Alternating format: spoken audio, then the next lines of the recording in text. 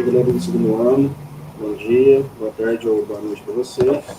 Nós aqui novamente, os estagiários da UCLA, o Jonathan, o Tobias. E hoje nós estamos na semana 5 aqui do PET, naquela mesma temática. Essa temática vai seguir até a semana 6. Hoje nós tentaremos falar sobre a semana 5 e a semana 6 de forma conjunta. Aqui estamos no eixo temático, que é o mesmo, ser e dever ser, só que a temática muda um pouco, né? Por mais que a gente ainda vai falar sobre ética e moral, a gente vai falar de uma ética que está mais ligada à contemporaneidade, por mais que também vamos tratar de um autor aqui que está inserido na filosofia moderna. Ele foi colocado aqui nesse ponto justamente porque as teorias dele foram, digamos, de grande importância para o desenvolvimento de certas teorias contemporâneas.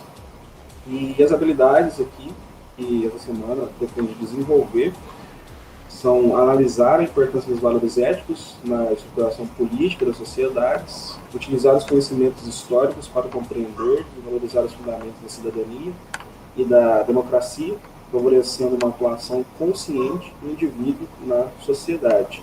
Aqui ele vai fazer um certo relacionamento entre ética contemporânea e bioética, algo que mais para frente a gente vai dar uma olhada nisso daí. E o PET, ele inicia aqui trazendo diversos nomes, né, e necessitam serem contextualizados, né, só que ele apenas traz esses nomes para a gente. Isso não quer dizer que ele vai trabalhar todos esses autores. Ele fala sobre São Tomás de Aquino, sobre Santo Agostinho, David Hume, Wittgenstein, Nietzsche, Rousseau, Maquiavel, Hobbes, o Hegel, o Russell, o Heidegger, e ainda nos diz que há outros filósofos, além desses, que, digamos, foram importantes para o que a gente compreende como ética, como moral, hoje em dia, na contemporaneidade. E, assim, o primeiro autor aqui que eles vão trazer para dar uma certa contextualizada nessas relações éticas e morais da contemporaneidade é o Spinoza. O Spinoza, Baruch Spinoza, ele não é um filósofo contemporâneo, mas ele está inserido na modernidade. Mas, como eu disse, ele é um filósofo que foi bastante importante para as teorias contemporâneas, digamos assim. Ele é um filósofo holandês, nasceu em Amsterdã, era um racionalista, e a filosofia de Spinoza ela é um pouco diferenciada da filosofia anterior a ele, né, que seria a filosofia do Descartes. Né? Descartes ele estabeleceu uma distinção radical entre mente e corpo, e após ele chegou um outro filósofo chamado Thomas Hobbes, né, que juntou a mente e o corpo, afirmando que as coisas se pautavam mais na questão da sensação, na questão corporal. O Spinoza, ele fez algo diferenciado. Ele diz que há um certo tipo de paralelismo entre a mente e o corpo, e que nós, digamos, estamos constantemente sendo afetados. E justamente nesse sentido, ele desenvolveu uma certa teoria chamada teoria dos afetos, e essa teoria foi muito importante, né, como eu estou dizendo, para teorias que foram criadas na contemporaneidade. O que é essa teoria dos afetos? Digamos que para o Spinoza nós somos, digamos, constantemente bombardeados por certas paixões, né? E a constituição do ser humano está mais voltada para a questão do desejo. O desejo é algo inerente à constituição do ser humano, e o desejo é como se ele tivesse um certo intermédio entre o que o filósofo vai chamar de afetos tristes e afetos alegres. E o que seriam esses afetos tristes e esses afetos alegres? Para o Spinoza, os afetos alegres são afetos que são capazes de potencializar o ser humano. Eles estimulam o que ele chama de potência de agir, é um conceito criado por Spinoza, potência de agir. E os afetos tristes, eles são capazes de refrear essa potência de agir do ser humano, ou seja, desestimula o ser humano. Então, a ética do Spinoza é uma ética que está voltada para essa questão de como você vai se comportar diante desses afetos, né? Os afetos tristes e os afetos alegres. Os afetos, justamente nesse sentido, né? Os afetos alegres, eles potencializam a nossa potência de agir, né? Esse conceito dele, e justamente nos faz, digamos, ser indivíduos, em certa medida, autônomos. Somos estimulados a praticar ações, enquanto esses afetos tristes nos impedem, em certa medida, de praticar essas ações. O Spinoza ele foi, digamos, concebido como o filósofo da alegria e da felicidade, justamente nesse sentido, porque ele vai nessa direção de potencializar as ações dos seres humanos. No mundo que a gente vive hoje, somos constantemente bombardeados por afetos. E a maioria desses afetos são afetos que refreiam a nossa potência de ação. E o Spinoza, a ética dele vai justamente nesse sentido, de como a gente vai se comportar diante desses afetos, e esse comportamento ele tem de ser direcionado para essa questão dos afetos alegres, justamente porque a partir desses afetos que a gente pode, digamos, constituir ações.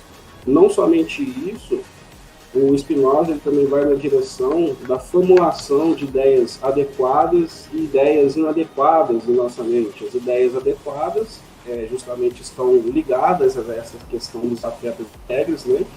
Quando somos afetados por esses afetos, formam-se ideias adequadas em nossa mente, e essas ideias adequadas, consequentemente, digamos, podem proporcionar o estabelecimento de ações, enquanto as ideias inadequadas, elas são formuladas em nossa mente quando somos afetados por afetos negativos, esses afetos tristes, e, como a gente já pode, digamos, adivinhar aqui, né, essas ideias inadequadas, em certa medida, elas também atrapalham essa potência de ação do ser humano.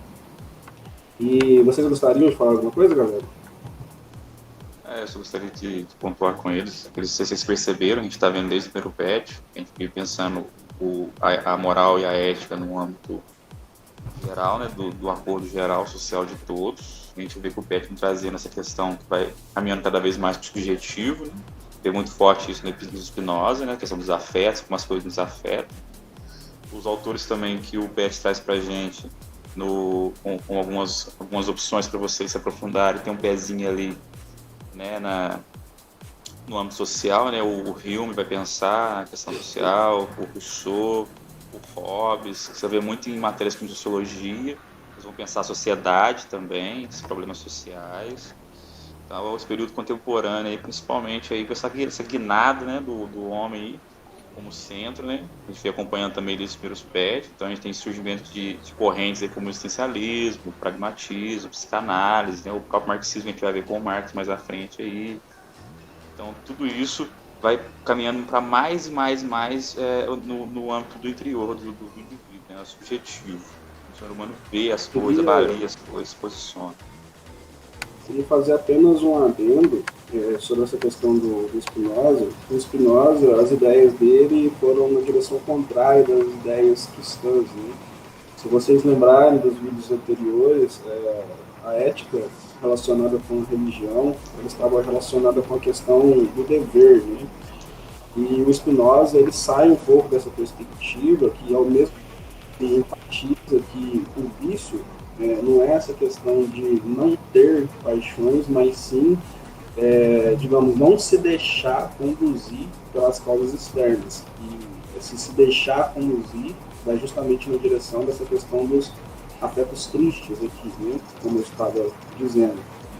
E a questão da virtude, para Spinoza, ela não é o dever, não é a obrigação, mas sim essa questão de não se manter num estado passivo, estado esse que também é causado por essa questão dos afetos tristes, mas passar de um estado de passividade para um estado de atividade.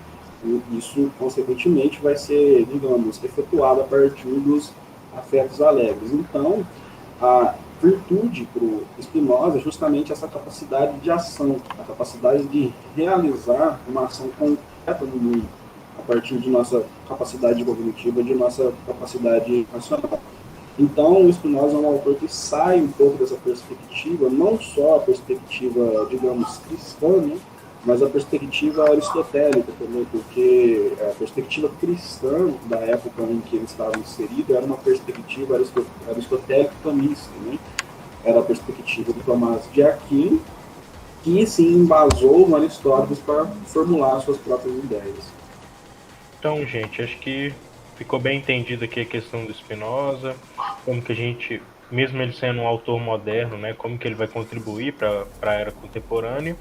E aqui a gente chega em um autor que é, assim, acho que o centro da discussão política e ética aqui da contemporaneidade, que é o Marx, né? Acho que o Marx todo mundo já ouviu falar dele, é um filósofo muito famoso, a gente estuda ele em sociologia, em história, em várias outras matérias, né?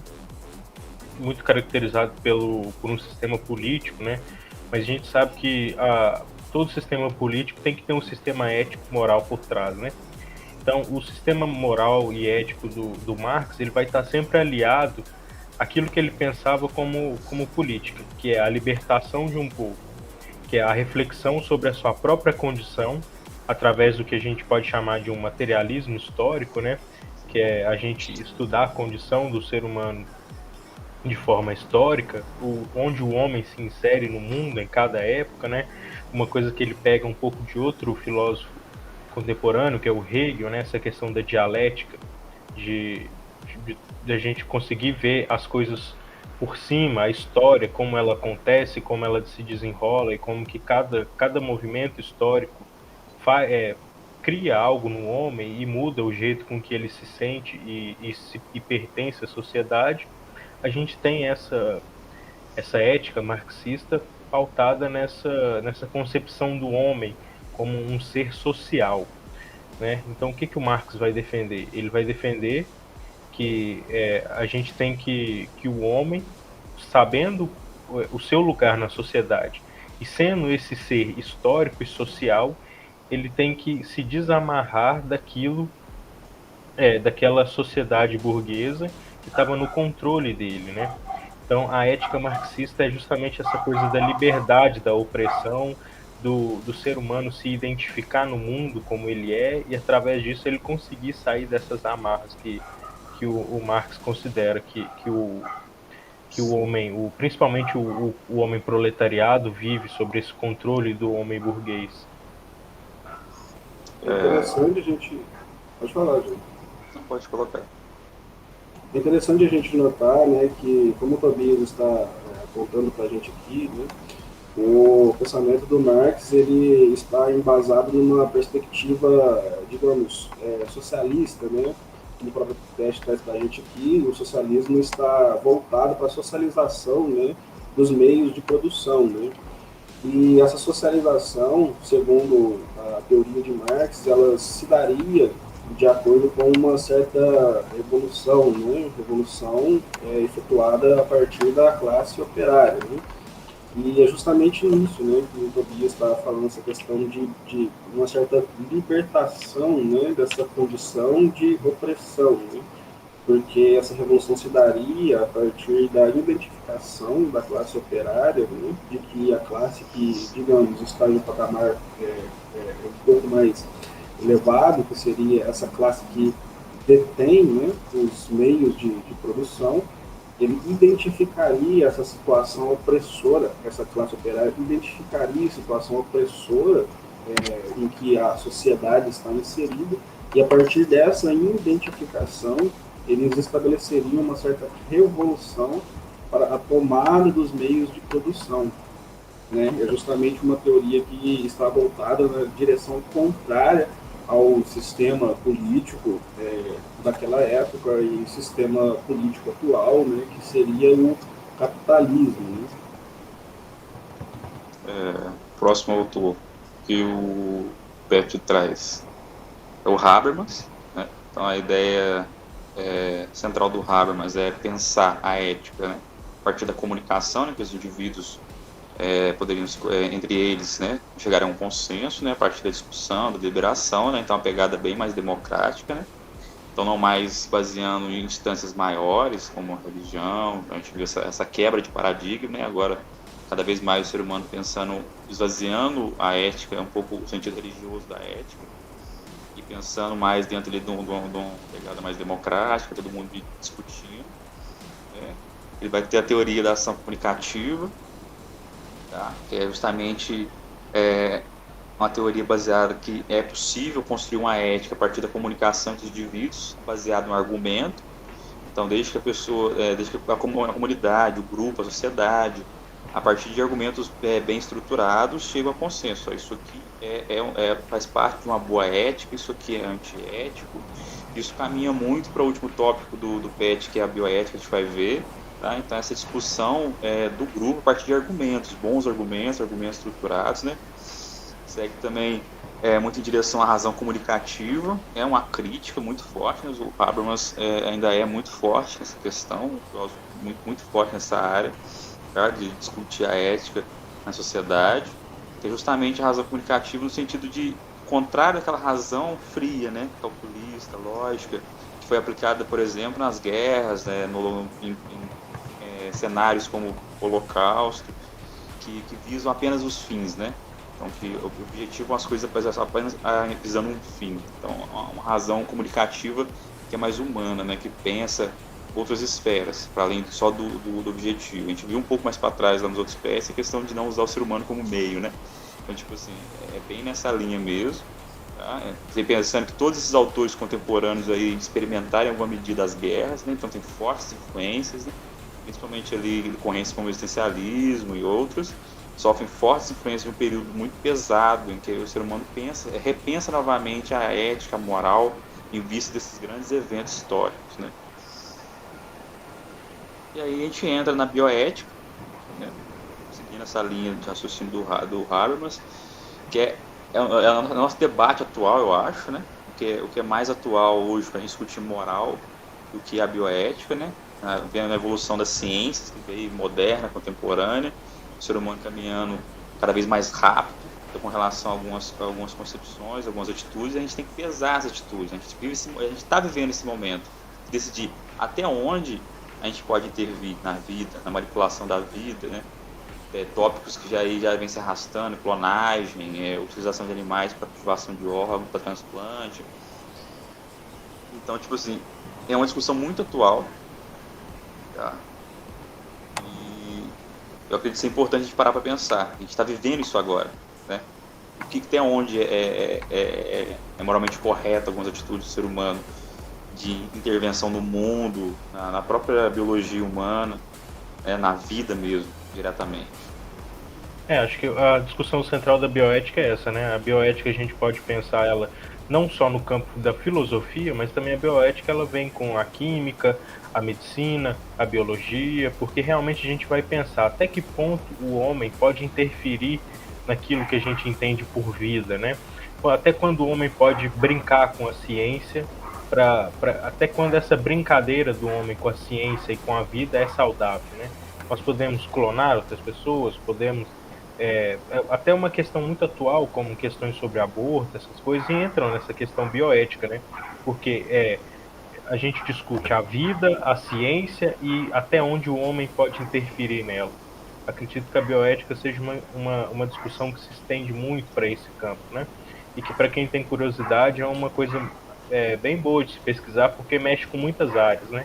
Como vocês não estudam só filosofia, vocês também estudam biologia, química, então é bem interessante para unir todos esses conteúdos, né? E acho que é isso que o PET traz para a gente no mais. São áreas muito novas, né? Estão se construindo aí. Sim. Até onde. Aí depois o PET 6, né? O último PET de vocês vai trazer um único autor, mas é também um tema legal para vocês pensarem, né? A habilidade ali a partir da utilização dos conhecimentos históricos para compreender e valorizar os fundamentos da cidadania, né? Então a gente está vendo que o PET está caminhando mais para o âmbito social, do convívio, da democracia, né? E aí vai trazer o Emmanuel Levinas, né? E aí ele vai recuperar um pouco, né, daquele pensamento, né? Porque ele parte um pouco da influência judaico-cristã para elaborar a sua filosofia. Uma filosofia que é baseada a partir do outro. A gente tomar as nossas atitudes morais e éticas pensando a partir do outro, né? Também nessa mão contrária, né, do pós-guerra, né? ser muito individual e pensar no outro, em cogitar o outro, sempre tem o outro em vista, né? Eu tomo uma atitude visando o bem geral, o bem de outra pessoa. Será que a minha atitude vai prejudicar outra pessoa? Será que a minha posição vai prejudicar outra pessoa? Então, a ideia central do Levinas é isso, é pensar todas as suas atitudes a partir do outro, do outro indivíduo. Bem essa pegada do convívio social mesmo, do bom convívio social. Quase que a gente pode resumir aqui essa semana 6 como essa teoria do Levinas, como quase que um resumo de tudo que a gente viu, porque se for ver lá já quando a gente pensa na filosofia antiga, a gente já tinha esse cuidado de como eu ajo no mundo e como isso influencia nas coisas. No Kant a gente tem isso, essa questão de pensar o outro. Até no próprio utilitarismo, a gente pensa no bem da maioria, a gente pensa no outro antes de pensar na gente mesmo. Então acho que aqui o Levinas ele vem para fechar toda essa discussão ética que a gente tem, apontando que uma ação ética ela tem consequências para a gente e para o outro, e realmente uma reflexão da moral é refletir como que as minhas ações vão interferir no mundo. Acho que é assim que a gente pode definir o estudo da ética na filosofia como um todo. É bem humanista, né? Bem humanista. Interessante essa questão da relação do eu e o outro, né? E segundo esse autor, o Levinas, né, a nossa atitude ética ela surge a partir da nossa relação com o outro, né, dentro deste contexto social que a gente está inserido, né? E o Pet ele traz uma citação para a gente aqui, eu achei ela bem interessante, eu vou citar ela para vocês aqui. Para o filósofo, a vista do rosto do outro conduz a uma atitude ética. Eu e os meus colegas acabamos de falar aqui sobre essa relação entre o eu e o outro, pois convoca o eu a ser por ele responsável. Levinas declara aqui, cito, é sempre a partir do rosto, da responsabilidade por outro, que aparece a justiça, que comporta julgamento e comparação daquilo que, em princípio, é incomparável, pois cada ser é único. Todo outro é único. Nessa necessidade de se ocupar com a justiça, aparece a ideia de equidade, sobre a qual está fundada a ideia de objetividade. Há, em certo momento, necessidade de uma pesagem, de comparação, de pensamento, e a filosofia seria, nesse sentido, a aparição da sabedoria a partir do âmago desta caridade inicial. Ela seria, e não brinco com as palavras, a sabedoria dessa caridade, sabedoria do amor.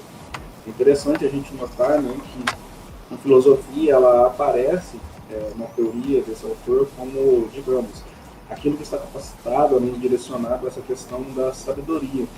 E sabedoria justamente nesse sentido de nossas relações, né? A gente compreender que o outro, ele é, em certa medida, digamos, extremamente relacionado com a gente, né? Porque da mesma forma que nos colocamos como importantes no mundo, o outro também tem que ser visto como importante, porque, como a própria citação mostra para a gente, cada ser é único. E a justiça, né, neste contexto social, aparece como o conceito que vai nos levar à questão da equidade, da igualdade, da, digamos, isonomia. Né? Eu acho muito interessante que a própria filosofia ela surge na teoria desse filósofo como aquilo que está capacitado a nos direcionar à sabedoria, a sabedoria do amor, amor não só a nós mesmos, mas também ao outro, que nós nos relacionamos dentro do contexto social. Pode expandir isso, a gente pode ver recentemente, pelo menos, aí, uns 20 anos para cá, a gente viveu grandes catástrofes, né? Os tsunamis no Oriente, os terremotos, a gente vê a mobilização de alguns países em contribuir, em mandar recursos. Então isso é entender a angústia, né? As necessidades de outro, né? Numa esfera maior, para além da individual. A gente compreender que o outro também está passando por aquilo, e a gente entender a dor que ele está passando, respeitar as diferentes culturas, a individualidade de cada um. Nessa esfera maior, a gente pode pensar essa catástrofe, por exemplo, uma atitude moral de muitos países, uma atitude correta, ética, né, de muitos países, de ajudar. Se ela acontecer uma coisa ali, e ao invés de dar as costas, resolver tirar do seu recurso e tentar ajudar de alguma forma, contribuir para aquele momento que o país está passando. Tá, então acho que a gente pode finalizar assim, né? E se vocês quiserem se despedir, né, falar um pouquinho, acho que foi boa a experiência da gente estar trabalhando aqui, as questões éticas com vocês. Tem muito material aí que vocês podem ver como revisão para ajudar vocês nas provas. A gente trouxe algum material complementar, além do que estava no PET, né? Então foi muito boa essa experiência de estar trabalhando junto com vocês e agradeço e me despeço. Também agradeço, Eu né? agradeço. Muito bom ter vocês aí. Foi um tema gostoso de discutir, né? Moral e ética é sempre bom discutir, né? Dá para discutir bastante coisa. Eu espero que vocês tenham entendido esse percurso aí da moral, né? Para vocês levar para a vida de vocês mesmo, como cidadãos, como pessoas, que vocês fazem parte. Isso que não existe só na teoria. Vocês têm que priorizar isso, levar para a vida de vocês também, e pensar as ações de vocês também no mundo. Eu também agradeço. Eu espero que a gente realmente, como você também dizendo no final dos vídeos, espero que a gente realmente possa estar ajudando vocês de alguma forma com esses vídeos, tentando dar uma certa abrangência um pouco maior por aquilo que está sendo dito, né, nesses materiais que são dados para vocês para estudar e dentro das suas casas, né, porque não está tendo uma certa possibilidade, né, ou pelo menos não estava, de estudar dentro das salas de aula.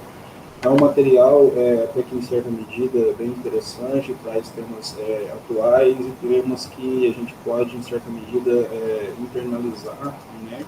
E, digamos, desenvolver a nossa própria prática social, né? Desenvolver no sentido de desenvolver para melhor, né? Agradeço vocês pela atenção que vocês dão para a gente, assistindo nossos vídeos. E é isso, até a próxima e falou!